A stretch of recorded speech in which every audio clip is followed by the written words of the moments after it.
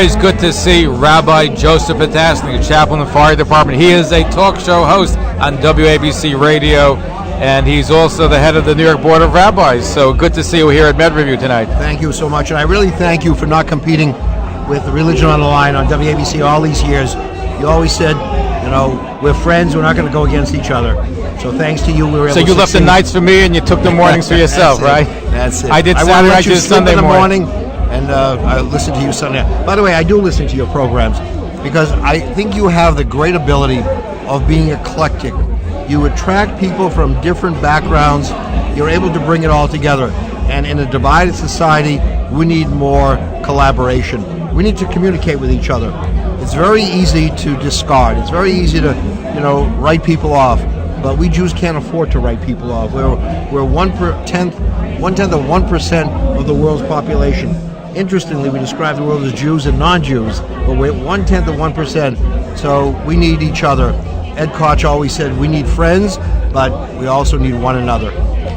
Unfortunately, we sometimes see more disunity than unity, but broadcasting can, and I know you're doing it on the air, we're trying to do it also, bring people together as opposed to dividing them. That's really the key. Communications. People don't talk to each other, they talk at each other today. I was telling a story.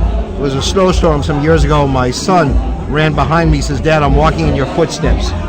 And I think all of us have to remember our kids walk in our footsteps. And if they see us so apart from one another, what example have we given them? Communication, cooperation, that's where it has to be. We can disagree, but constructive disagreement. Don't destroy when you disagree. And you've been a master of really being this convener over the years on radio, and I admire you for that.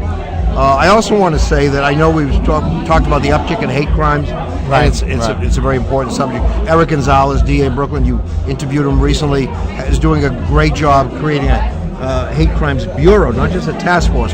But I also said to Eric, we can be heartened somewhat by the response to the hate crimes. For example, Pittsburgh was a great tragedy, but the week after Pittsburgh, when you walked into synagogues and you saw so many people who are not Jewish saying, "We are with you." You know that in Brooklyn, 2 statues were destroyed in front of a church. Jews, Muslims, and Christians all came together and said, it's our responsibility.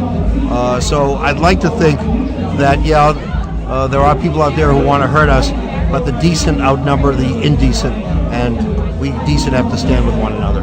Absolutely, and you're doing a great job with that. Tell our audience, because you have shifted some time periods, when are you on WABC Radio? So we're now going to be on Sunday, starting second week in January.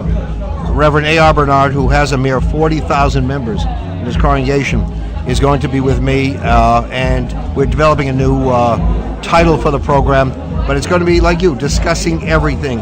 So it's Religion Plus, because people want to know, what does religion have to say about the world condition today? And we are going to look forthrightly and talk to one another. He's a great human being. He's done a lot. When you have 40,000 members, you got to be doing something right. Absolutely. I think a lot of schools like that, 40,000 members. I think they would settle for 4,000. They would even settle for 40,000 likes on Facebook. I asked him, what are you serving? You must be serving something phenomenal. And if you go, I've been to one of the services, it's a lot of music, it's a lot of participation. People, they want value. And he also has a tremendous online congregation. So he gets that crowd as well. He addresses millennials. He's found a formula that works. And I think all of us need to look at what succeeds and see where we can extract something that works within the framework, obviously, of Jewish tradition. And thank you for all that you do, and it's always a pleasure to have you on, and keep continued success. I enjoy listening to you on the air. Yeah, you know what's interesting, Zev? I know that you have a lot of Jews listen, but you also have many non-Jews who listen.